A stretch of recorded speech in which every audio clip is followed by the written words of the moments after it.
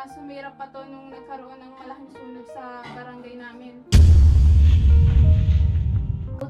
Lagpas ulo talaga yung baha nga doon kasi nga dahil sa pagputol ng mga puno. Narinig ko rin na sinasabi na pati yung mga palayan parang tinutuyo nila. Farmers yung sa palayan kung saan pinapalitan dito ng mga gusali. Parang ang laking epekto nito para sa mga farmers, di ba? Mahirap na nga sila, lalo pa silang pinapahirap. Isang malamig at maulang araw sa ating mga minamahal na manonood at tagapakinig. Ako si Ice with the Joyce Asiyas. At ako naman si Christine with the May Abejero. At ngayon, nandito naman tayo sa panibagong talakayan dito sa Tara, huntahan! So, binibining Christine, matagal din bago tayo huntahan ng ganito, di ba? Ano na bang ganap mo sa buhay? ang ganap po ngayon sa buhay binibining ay sobrang lamig. Kasing lamig ng panahon ngayon. Kasi simula kahapon, umuulan sa Pililla Rizal. Di ba ang lalaki ng bigil doon? Sobrang lamig talaga. Sa inyo, umabot ba yung lamig? Malamig talaga sa rin, lalo sa Bagong Bong, talagang yung bundok, yung dagat, yung palayan, talagang nagdagdag ng lamig sa bahay namin. Oh, grabe talaga. So ngayon, ano bang ganap natin ngayon? Parang kulang yung kwentuhan natin, na parang kailangan meron tayong kasama dito. Kaya naman, hindi lamang tayo ang narito ngayong araw dahil kasama natin ang dalawang sikat na magkapatid na vloggers mula Luzon, Visayas at Mindanao. Ating bigyan ng masigabong palakpakan sila binibining Teresita at Ligaya. Good morning! Ayan. So, bago muna tayo magkaroon ng chikahan, huntahan, bigyan mo muna kami nung sample nyo ng inyong sikat na linya na talagang ginagawa ng mga tagahanga ninyo. So paano nga ba yun? Turuan mo Gusto nga namin kami, makita eh. Ayan, ang nagpasikat na sa amin na linya ay ganito lang, yung tara ganun lang. Sobrang dali, tara Tara Ganon? Ano Sige, gano'n? 1, 2, 3, go! Tara Ayan, so, ayan, nakilala na natin itong dalawang sikat na vloggers na magkapatid. So, dito tayo, paano nga ba nagsimula yung pagiging vlogger nyo? Paano kayo tinangkilik at talagang minahal ng inyong mga libo-libo at milyong-milyong tagahanga? Hindi lang sa bansaan natin, pati sa ibang bansa. Kasi nakita ko sila eh. sa Japan, nagte-trending. So, maaari nyo bang ibahagi sa amin yung story nyo? Paano kayo naging sikat ng mga vloggers? Sa katunayan, hindi talaga planado yung pagiging vlogger namin kasi yung video na nagpasikat sa amin ay hindi talaga inaasahan na pangyayari kasi yung video na yon ay nung bagyuhan sa amin at nung bagyuhan na yon wala kaming paraan para magkaroon ng komunikasyon sa pamilya namin kasi bukod sa walang sariling cellphone yung nanay namin, wala talagang signal. So yung video na yun, in-upload namin sa FB kasi umaasa kami na merong makakakita na may kilala dun sa nanay namin at maipapakita niya sa kanya yung nangyayari sa amin dun sa lugar na tinitira namin kasi wala talaga, walang signal, walang cellphone. So, yung vlog na yun ay naging paraan lang namin para malaman ng nanay namin yung kung ano yung nangyayari sa aming dalawa. Ayan, so 'di ba si Teresita ang pinakang matanda sa inyong dalawa? So, ayan, gusto ko lang din itanong, ano naging reaction nyo? Paano nyo tinanggap na minahal kami ng mga tagahanga namin, madami na kaming mga tagahanga, milyon-milyon ang humahanga sa amin, nanonood sa mga vlogs namin. Yun, syempre, hindi naman talaga namin inaasahan na ganun karami ang manonood ng mga vlog na ginawa namin kasi ang layo nilang naman talaga nun ay maipaalam sa mga kamag-anak namin o sa kapamilya namin sa malayong lugar na ganun, na binabaha kami, yung hanggang dip-dip yung tubig sa bahay namin. At yun, yung talagang yung video lang namin yun para malaman lang ng kapamilya namin, lalo na ng nanay namin na ganun kalalim na yung baha at ganun na yung sitwasyon namin sa tirahan namin. So grabe nga talaga yung mga ganap nyo bago kayo mag-sikat na vloggers. So maaari nyo ba sa aming i-share yung mga kwento nyo? Paano ba kayo naging ganap na ganap bilang isang vloggers? Yun, bago pa man kami sumikat sa vlog na ginawa namin, napakahirap na lang pamumuhay namin noon. Kasi yung nanay na lang namin yung nagtatrabaho, siya yung nagtataguyod para sa aming magkapatid at mas sumirap pa to nung nagkaroon ng malaking sunog sa barangay namin. So yung mga tao doon, kung saan nagtatapon ng post ng sigarilyo At yung isang araw, merong nagtapo ng may sindi pa yung sigarilyo dun sa sa tambakan ng basurahan dun sa may sa may barangay. At yun, yung bahay namin inabot, sunog lahat yung buong bahay, tapos pati yung mga ari-arian namin na damay. At yun, at ilang araw kaming nanirahan dun sa shelter dun. Buti nga mabait yung yung kabarangay captain. Pinatira muna kami dun ng ilang araw, halos isang linggo siguro, mga ganun. Grabe talaga yung nangyari sa buhay. Yung ano masasabi mo doon, Pinipining IC? Hindi ko inaasahan yun kasi 'di ba yung pagba-vlog nila parang ang gaan-gaan. Ang gaan-gaan nung vibe, 'di ba? Talagang minamahal sila ng manonood nila. Pero sa likod pala nun ay masalimuot yung kwento nila bago sila naging vlogger. Kaya Talagang sa pagiging responsable ng iba nating mga kababayan, 'di ba? Tama ka dyan. So, di ba, grabe nga yung naging nangyari sa buhay niyo. So, ano nga yung mga naging motivasyon niyo talaga pa ipagpatuloy yung pagbablog niyo? Ayan, para sa akin naman ang mga naging motibasyon namin magkapatid para ipagpatuloy yung pagbablog namin ay kasi hindi na namin maatim yung mga pangyayari sa buhay namin, ay nga sunog, yung bagyo, parang hindi na namin kayang tiisin na ang hirap-hirap namin, tas walang ibang tumutulong sa amin kasi nasa malayo nga yung nanay namin. So ang naisip namin ay yung pagbablog na lang talaga yung makakatulong para may ahon kami sa hirap. Talagang nararamdaman ko yung pagmamahal at paggalang nila sa kanilang magulang, lalo sa nanay nila. Kasi kanina pa nila nababanggit yung yung nanay nila. Tama kayo. Tapos grabe din yung support nila sa isa't isa. Parang hindi talaga sila mapaghihiwalay. Kasi sila, isang Maligaya at isang Teresita. Grabe yung... Kanina pa Maligaya ang si tawag doon. Ligaya. Grabe yung combination nilang dalawa. Kaya grabe talaga yung kasikatan nila mula sa Pilipinas hanggang sa ibang bansa. Ang binibining Christine, di ba kanina nailahad sa atin ni Teresita at ni Ligaya kung paano sila nag-umpisa bilang vlogger, di ba, sa content nila tungkol sa nung nagkabagyo. Kaya alam ko, hindi lang tayong dalawa yung nakikurious, maging ang tagahanga nila, mapabata man yan, matanda, babae o lalaki, kung anong opinion, pananaw o ideya ng dalawang ito tungkol sa climate change. Kasi talamak ang climate change sa ating bansa, di ba? Hindi mo malalaman kung aaraw ba o uulan ngayong araw, di ba? Tama, kanina di ba kala natin maaraw yung panahon pero biglang bumuhos yung ulan hindi tayo nakapagdala ng payong. Tapos parang napansin ko kanina binalita sa unang hirit. Sa isang linggo may 4 na bagyong dumating tapos ngayong December, ngayong buwan, 6 na bagyo ang dumating sa Pilipinas. So anong magiging opinion nyo dito, Miss Teresita at saka Binibining Ligaya? Yun, tama nga. Kasi, kagaya nung isang linggo, nagplano kaming niligaya na hiking sa Tatlong Cruz. Siyempre, sikat ngayon yun na makikita natin sa Facebook. Maraming napunta doon. Nagplano kayong pumunta doon. Tapos, nila namin sa weather forecast kung maulan ba o mainit. Yun, sabi doon, mainit naman. Tumuloy kami. At nung nandun na kami, magsisimula na sana kaming video, mag-take ng mga pictures kasi ang ganda talaga nung tanawin doon. Talagang pag tumingin ka doon, marirelax ka. Kaso nung nagsisimula na kami, biglang bumuhos yung ulan. Kaya yun. Parang biglang pumangit yung aura ng vlog nyo kasi umulan Hindi na namin siya tinuloy kasi yun, umulan bigla, hindi na masyadong maganda pag tinuloy pa namin yung pagbibideo Hindi namin. na siya enjoyable. Di ba ang pangit ng epekto ng climate change sa ating Tama. bansa? Di ba nakakasira ng plano? Bad trip yun eh. Yung dapat may pupuntahan kayo ngayong araw kaso umulan, hindi natuloy. Tama. So, parang narinig ko, parang si Binibining Ligaya at saka si Teresita ay advocate ng environment. So, ano nga ba yung mga plano nyo para sa environment?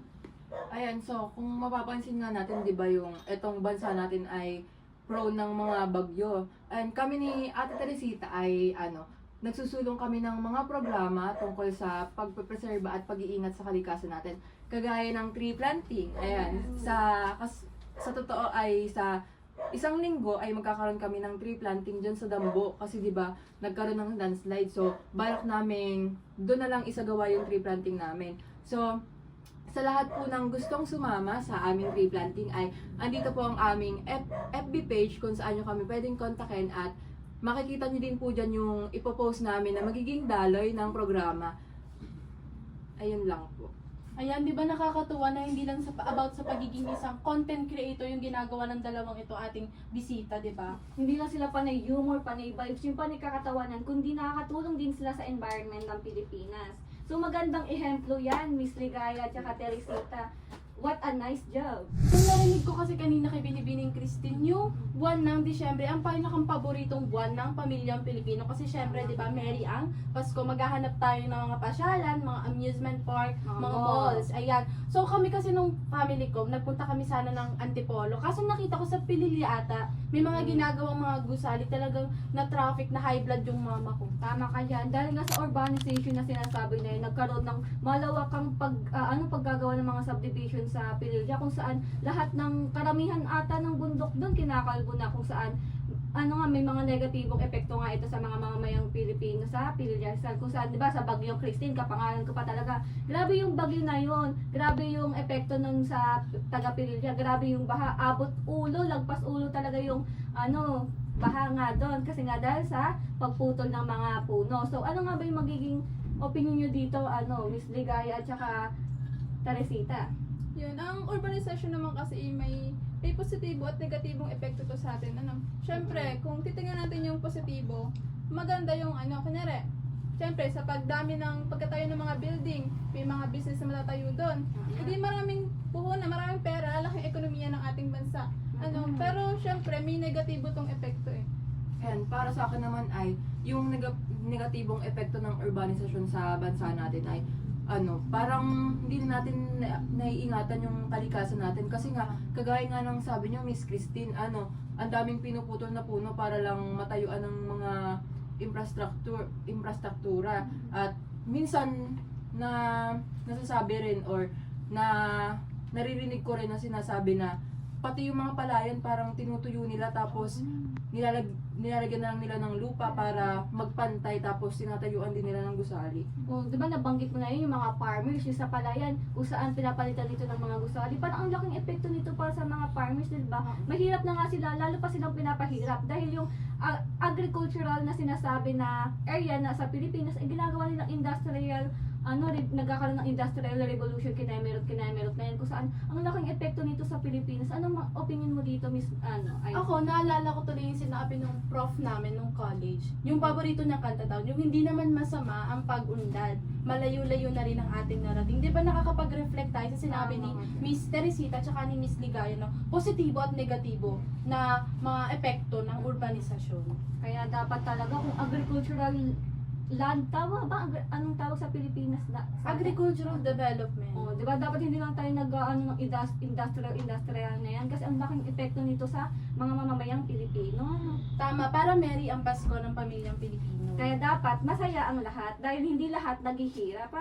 Pag aangat ang lahat, aangat ang isa, aangat ang lahat. Diba? Diba kanina nga sa urbanisasyon, nabanggit ko na pag angat ang isa, dapat angat ang lahat. Pero bakit ngayon, parang ang dami pa rin naiiwan sa laylayan?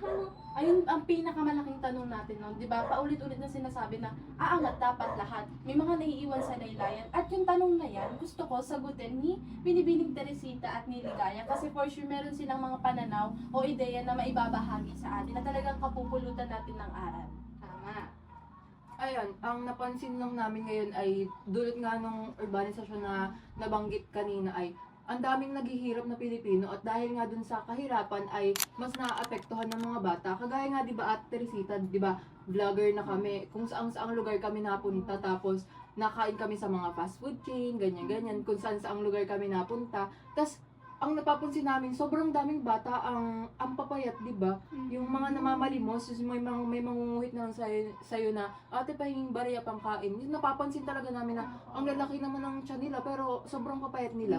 Ayun nga, ang naisip ko na dahil sa hindi na nga sapat yung hindi na sapat yung pera ng pamilya nila. Parang napipilitan na lang yung bata na mamalimos para may ipanglaman sa tiyan nila. At yun nga, nagdudulot yun ng malnutrition para sa kanila gawat hindi naman sapat yung yung kinakain nila. Ayan dun sa nabanggit ni Ligaya, naalala ko yung documentary ni Atom Araulo, yung ang title ay Pagpag. Dun kasi pinapakita doon na dahil nga kulang sa pera, 'di ba, butas ang bulsa ng mga magulang ng mga bata. Wala silang nagiging choice kundi kumain ng pagpag. Yung pagkain na galing sa mga fast food chain, yung mga buto-buto na pinagsasama-sama tapos niluluto ulit tapos binebenta sa mas murang halaga na. So yun na yung kinakain ng mga bata. Pero 'di ba nakikita natin na na madumi kasi siya, 'di ba? Madumi siya. So nagkakaroon ng pagtaas palalo sa datos ng malnutrition kasi mas lalong nagkakaroon ng hindi magandang epekto sa mga kabataan. O tama kasi 'di ba yung pagpag para kasi hindi siya safe para sa mga katawan ng mga bata, lalo na sa mga bata ka talaga kasi 'di ba parang galing sila sa basura tapos dudutuin ng mga lutuin. So anong opinion niyo dito, Miss Ligaya at saka Teresita? Safe ba to? Hindi talaga siya safe kasi pray natin. Kung pag kinain na yun eh. Kaya galing na yun sa basurahan, tapos kinuha, tapos niluto. Hindi pwedeng may mga germs, bacteria na dumikit doon na hindi natin alam yung kumain ba rin may sakit o wala. Na kung saan, halimbawa kung may sakit yun, maaaring pag kinain pa ng isang bata, maaaring mahawa pa siya. Maaaring magkaroon din siya sakit at yun, mas lalong, syempre, kung mapapansin natin ngayon, no, sa ospital, hindi natin maiwasan na hindi lahat ng lalo especially may hirap na hindi lahat na sa ospital na Pero pag wala pa-prioritize. pag wala ka talaga sorry hanggang tong ka lang ganun. Then kagaya ng kasi mapapansin natin na pag kumakalam talaga ng sikmura mo kahit lalo na pag wala kang pera pag kumakalam ng sikmura mo kahit sa basurahan kukuha ka ng pagkain mabusog ka lang kasi naranasan namin yan ni Ligaya nung nung talagang hirap na hirap pa kami tapos nagkasakit pa siya kung saan yung isang araw, isang beses na kami kumain, hindi syempre, gutom na gutom pa kami noon. Yung gutom na gutom kami noon, di, wala kami magawa, kundi magtiis, kasi yun lang yung meron kami. At wala na, parang, hindi na talaga, parang, Hindi siya safe. yes, kasi, hindi talaga siya safe kasi, madumi na yun, galing ng basurahan yun eh. Tama ka yan kasi nga 'di ba? Kung sino-sino na yung kumakain, kung saan-saan na yung napunta, tapos kakainin nyo pa, hindi talaga siya safe para sa mga bata. Kaya parang, no na no talaga sa pagpaghano, Miss Icy. Ako naman, ang naiisip ko naman dyan is yung sa point of view naman ng mga magulang, di ba?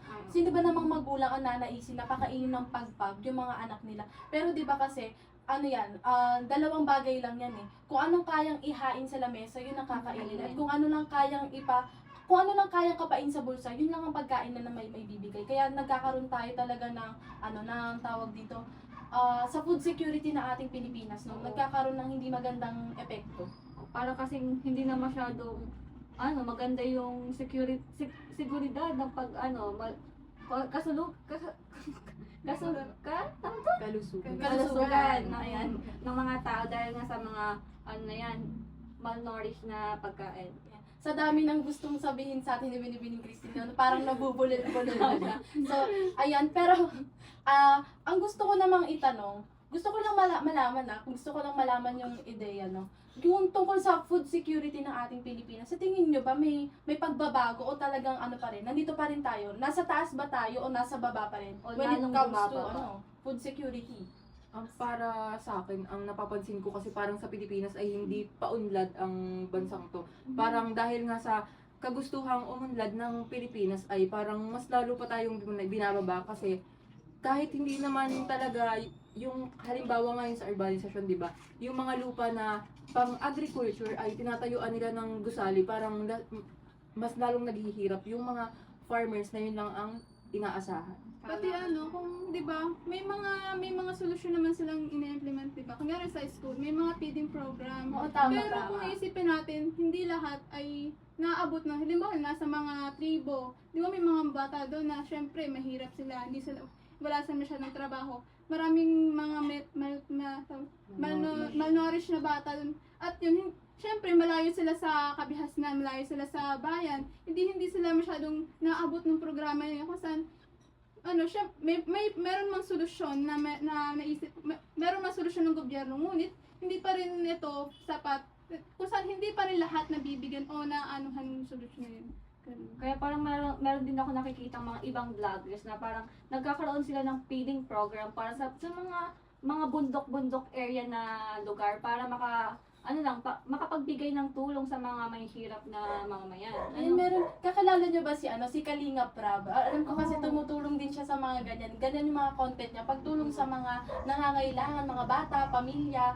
Ang binibigay din niya mostly is mga pagkain. Kasi yun naman talaga ang needs ng bawat pamilyang Pilipino. Ay yung pinakaunang needs ng mga mamamayang Pilipino. Ayan, talaga namang napasarap yung kwentuhan natin kay Teresita at kay Ligaya sa mga suliranin sa ating bansa. Nakita natin na madami silang ideya and pananaw tungkol sa mga paksa na ating natalakay Sa kanina. mga phenomenon na kinakaharap ng Pilipinas. Ano? So, bago magtapos itong programa na to, maaari ba kami makakuha ng mensahe mula sa inyo, Ligaya at Teresita? Nagpapasalamat lang po kami sa inyong dalawa dahil binigyan nyo kami ng pagkakataon na mag-guest dito sa show nyo. At syempre kay Lord sa patuloy na pagbibigay ng blessing sa aming dalawang magkapatid at sa buong pamilya namin. At syempre sa mga walang sawang nanonood sa amin, sana ay patuloy pa rin kayong manood sa mga vlog namin. At salamat po sa patuloy na pagsubaybay sa aming mga vlogs. At para laging maging updated sa aming daily vlogs, paki-like, share, and subscribe po ang aming YouTube channel na Tara A. At Andito po siya sa baba. Yan. So, ayun na, maraming salamat po, Miss Ligaya and Teresita, sa pagpunta sa aming show na ngayon. So, So, sigurado ako na talagang nag-enjoy yung mga manonood natin, lalo na yung mga tagahanga nyo, na naimbitahan namin kayo dito sa aming programa. so ayun lang po. Ano, maraming salamat po, Miss Ligaya at Teresita. Ayun, binibining din, napakasarap ng usapan natin kanina, no? Kay Teresita tsaka kay Ligaya, ang dami nating nakuhang impormasyon, tsaka yung mga pananaw nila tsaka ideya sa mga suliranin sa ating bansa. Napakita nila na hindi lang sila basta content creator, hindi lang sila basta vlogger, meron silang responsibilidad sa ating bansa bilang isang responsableng mamamayan. So, ayun nga, no, nakwento rin nila yung mga suliranin na nangyari sa kanilang buhay. Ano, siguro dahil sa mga hirap ng buhay nila, ano, ang dami nilang natutunan. So, sa mga natutunan nila, naging isa silang responsableng mamayan kung saan yung mga natutunan nila, nagamit nila ito sa mga tamang proseso at tamang Pagbibigay.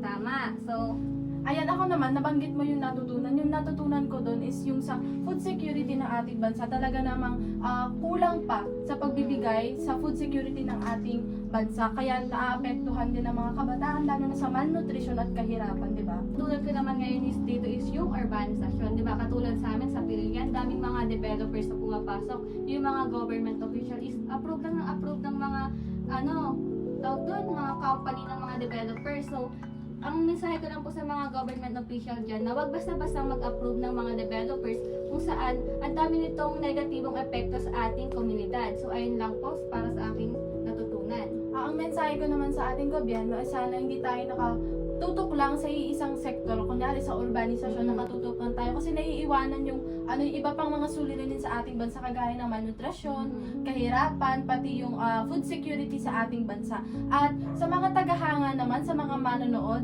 ang iiwanan ko lang mensahe ay tatandaan natin na tayong anak ni Eva at Adan ang sasalo sa sarili nating kasalanan. Tama yan po. So, para po sa pagtatapos ng aming show na ito, ay mag-like and subscribe lang po sa aming channel na Tara, huntahan!